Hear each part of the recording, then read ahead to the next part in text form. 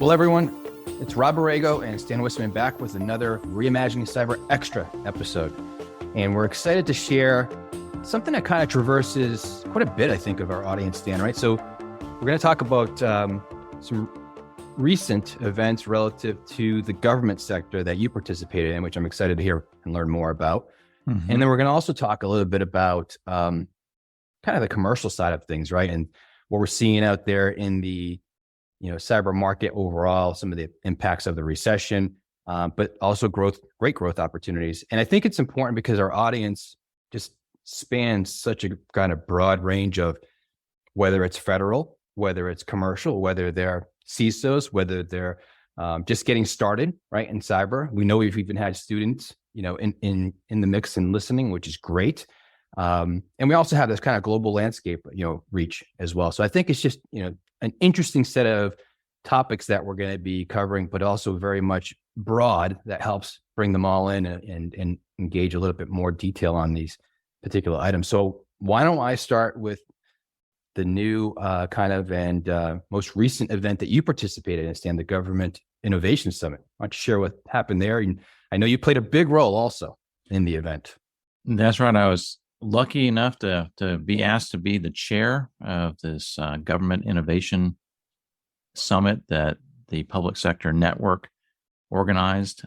It was on the 14th of December, and PSN pulled together a great agenda of speakers and panelists from the public sector. And as you can imagine, Rob, we heard all about the impact of cloud technology on the public sector, how AI and ML and RPAs are being used. Cybersecurity was talked about in the context like zero trust and how agencies are trying to comply with Biden's executive order and how they're having to architect their systems in a way that can be compliant, and they're on that journey. Right. And the other aspect of not a surprise is how you upscale your workforce to be able to take advantage of this new technology. The fact that it's a culture change, mm-hmm. and you have challenges with an aging workforce, that you have to attract new workers into public sector in this very competitive labor market here in the U.S. And how do you do that effectively? And what are some of the tools that some of the agencies are using? But one of the other dominant themes was how public sector agencies are embedding data analytics at the core of their operations and enabling data-driven decision-making, mm-hmm. As well as increased transparency to data that the public sector agencies are holding. Interesting. So was there a bit of, a cyber lens put on top of that and privacy elements part of that discussion? In fact, as far as the representation of the privacy side of the equation, they brought in the chief privacy officer of CISA, James Burd, and he reminded everybody that, as we're talking all about this all great use of data, you can't forget about privacy, and its importance. And one of the things that he really honed in on was capturing the purpose of why you have that data as you're collecting it, because that really helps ensure that how that data is used in the future, right, is appropriate. So if you're collecting that data in the context of healthcare, right, needs, let's say it's again some kind of patient record or some kind of associated medical related data that you've collected on this individual, using it in a healthcare context makes sense then in the future. But you cannot use that data in another context outside of the initial purpose. Yeah. And that was something he was trying to drive home with folks, that you may have to recollect or send out some other kind of notification to collect the authorization to use it for this other purpose. Yes. That we need to be putting that into our thought process as you're looking at the whole data lifecycle.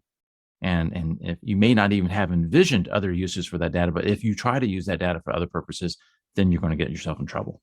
So it's great to hear that that's coming from government and CISA specifically, because, we've been doing a lot on that particular kind of area as it relates to the purpose, right? The purpose kind of based access. And it's So it's interesting, right? There's been a couple kind of conversations where it's very much a new topic, a new way of thinking in the approach. And once you have the conversation, is a realization of this light bulb that goes off and people go, well, that makes sense. And it's applicable to our particular business. So if you kind of look at in the commercial sector, there's an organization that we've been working with now for the past several months on exactly the use case you just described it. They're in the financial sector. Mm-hmm. And so they cut across, you can do banking with them if you want. You can do obviously your investments with them. There's all sorts of different types of kind of services back through that financial business capability that they provide their users, both, consumer and institutional. And so they aggregate all this information and they have the leverage of this data for particular, capabilities, let's say, or services that they're delivering. But to your point, it's kind of like this firewall almost that you have to put in place, right? That says, you have that data sitting over there that's just so valuable. Wouldn't you love it to be able to take it back into market to your particular line of business? But we can't allow you access to it. And if you can't trace back to what that original purpose was when you collected the data, then you're again hamstrung. That's Absolutely. How you can use the data in the future. And if you think about it, right? So yes, all these privacy regulations are driving at that as an element of it, though it's kind of buried, right? This is why it's an interesting conversation. Mm-hmm.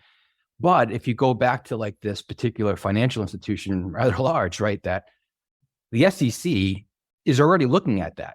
That's an element, right? Like of today that says when you have a particular, legal agreement that's binding and saying what you're supposed to be able to deliver, as well as the actual use of the data you're capturing on the individual or institution in some cases, this is all you're supposed to be doing with that information. Right. And so they have to prove that out or else some severe penalties are coming. So I think it's just a really interesting aspect of some different approaches that people are starting to take into purpose-based access control. That's a great example. They had another very interesting speaker, the Chief Compliance Officer for the National Security Agency, Dr. Janosek. She's a lawyer and she has a PhD in cybersecurity and she's been in government for 30 years. Wow. I mean, talk about some credentials. Right. I'd love to get her on the podcast, but imagine the hoops we'd have to go through to get somebody from NSA on our podcast. Yeah. Exactly. I don't know how she was able to get out and speak, but it was interesting. She was talking about how they have shifted compliance left in the data lifecycle, and so they're leveraging the data classification and tagging they're doing to help ensure compliance up front. So less of a detect where there's non-compliance late. It's confirming that there's compliance as they're collecting the data. And then also late life cycle, being much more proactive in the purging process. Hey, we're done or we're not, honestly, she didn't necessarily say this, but we shouldn't have collected this data anyway. Get rid of it. So it was again, there are limits as to what she can say. Right. Of course. But at that high level, the effort they've taken to try and to, at the top of the funnel, help ensure that they are remaining compliant to their mission. Right. Well, that's, if you recall, when we had Greg Anderson on, right, the CPO from EW Scripps, that was a part of our discussion with them, which was, as their particular business is launching new projects, right, they have a seat at the table of influence as to why these things need to be considered up front. So kind of the whole data lifecycle governance aspect of it. So being able to do it up front makes it so much easier to be able to continuously manage that data and say, I'm going to purge it at the right time, right? I know what's out there. The flip side of that is all this legacy data that's sitting out there and trying to understand the reality of need for how long we still need this, right? Are there regulations in place, 7 years for HIPAA, things of that nature that I still need this data for or not? So again, another good aspect of just seeing how people are really thinking about this whole shift left concept and applying it to different things as well. Right. Switching gears on you, I know a lot of folks are concerned about the potential of a recession hitting us. That a number of family members and folks I know have been hit by some unfortunate, workforce reductions And it's concerning as the U.S. Fed continues to increase, the basis points, interest rates, to try to control inflation, which is important, right? But I read a report recently from Spiceworks Ziff Davis called their 2023 State of IT, and I guess on the positive side, as far as how the spend is being forecasted, at least reported out by those they surveyed, that majority of companies still expect to increase their IT budgets, and part of that spend is associated with cybersecurity, and there's an increase expected in the spend on cybersecurity. And so it goes to show to some degree that if you're in the cybersecurity field or associated with services and products, we may be a bit of a recession-proof kind of industry, in the sense that the need is continuing to be there, independent of what the market does. Cyber threats continue to hit us, and you have to put in the proper defenses and ability to detect and withstand these kind of attacks. Mm-hmm. Well, to kind of amplify that, so I mean, this, we're always doing market research, as part of our own business, right? And figuring out kind of, what are the particular markets that we're currently invested in, further investing in those markets, other kind of, areas of interest, forward looking.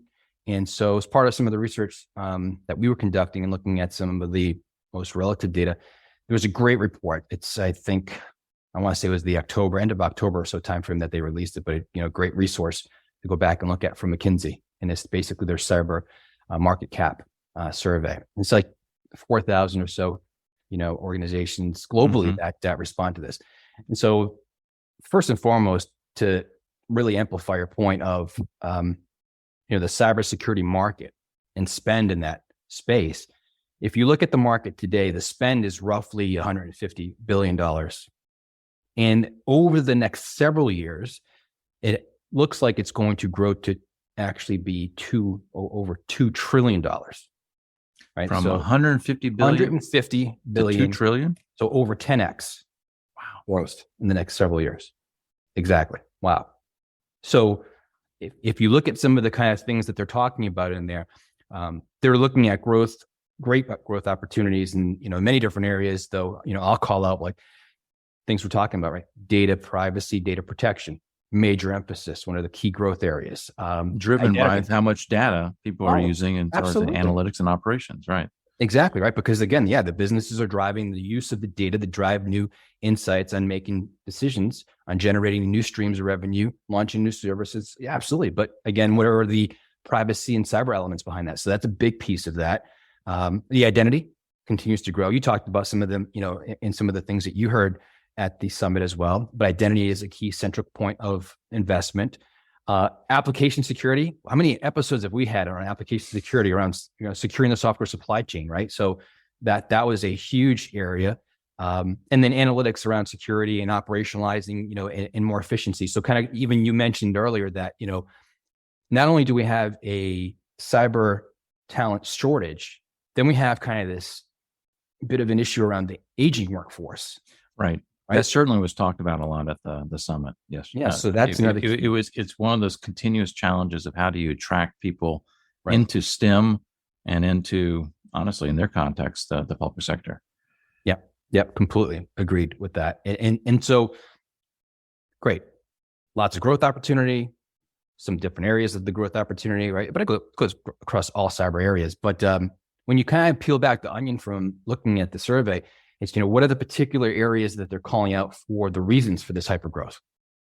And so they kind of boiled it down to, I think it was a handful or so. So one is and we kind of talked about this, all of this digital transformation that we've been going through. What's it doing? It's continuously increasing the attack surface, right? So we need to have better visibility, which is kind of the second thing. The CISOs need better visibility. So they're looking for that tooling that supports their way of doing it. They're not looking for further investment in yet another tool.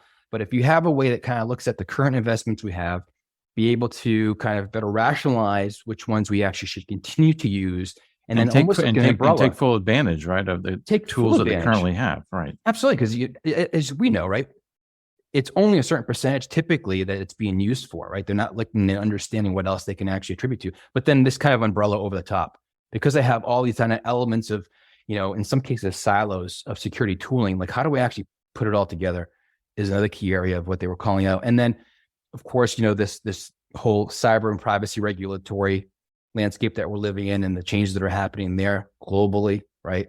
But then the other one, again, was back into the cyber talent, right? And so one of the key pieces of that was, how do you help solve for that? And so a lot of organizations, in addition to figuring out kind of changing some of the hiring practices. And if you remember, not that long ago, we talked to Jim Routh, right? And Damon Carter about kind of some of the approaches that they took.